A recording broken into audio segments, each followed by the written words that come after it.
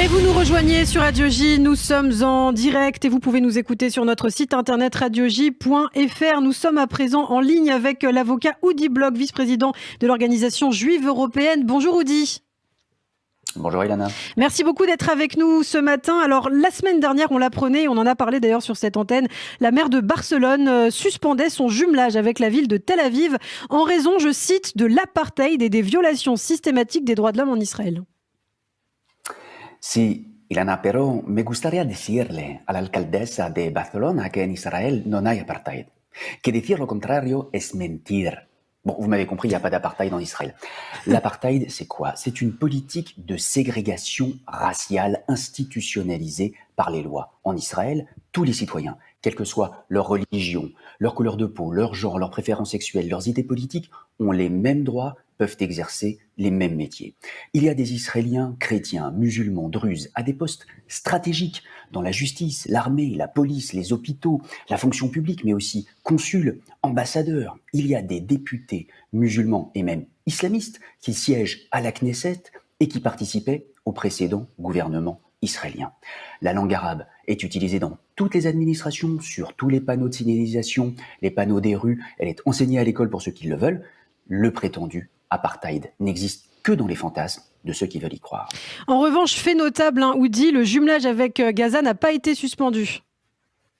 Mais non, parce que Gaza, c'est le jardin d'Éden. La maire de Barcelone et tous ceux qui l'ont soutenu en signant leur pétition. Parlons-en de leur soutien. Qui sont-ils? Il y a le BDS, bien sûr, dont on connaît la porosité avec certains groupes terroristes, mais aussi des organisations féministes et LGBTQ+. Et alors là, on est saisi par l'hypocrisie ou la bêtise abyssale des signataires de ces pétitions.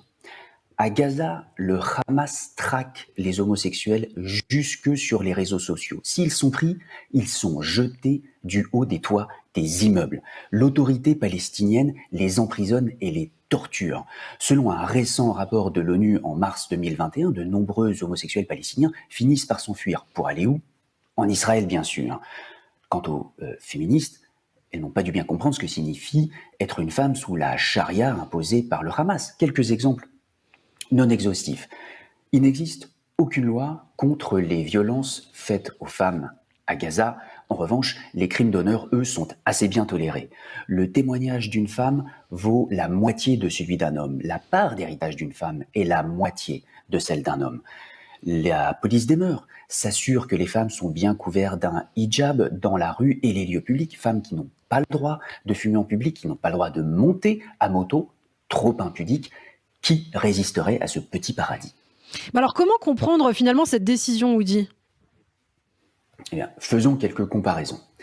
Que dit-elle, la maire de Barcelone, de la politique du gouvernement libanais qui interdit aux Palestiniens le droit à la propriété immobilière, qui leur interdit l'accès à des dizaines de professions publiques et privées, l'accès aux hôpitaux publics, à la sécurité sociale, à la retraite, le droit de voyager librement? Que dit-elle de cet apartheid bien réel, celui-là? Rien.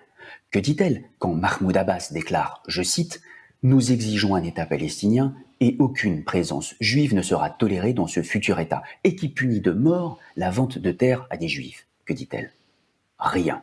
Elle prétend qu'Israël est un État apartheid? Combien y a-t-il de juifs juges à la Cour suprême, haut gradés dans l'armée, députés, membres du gouvernement, consuls, ambassadeurs dans les 57 pays officiellement musulmans de l'Organisation de coopération islamique? Aucun.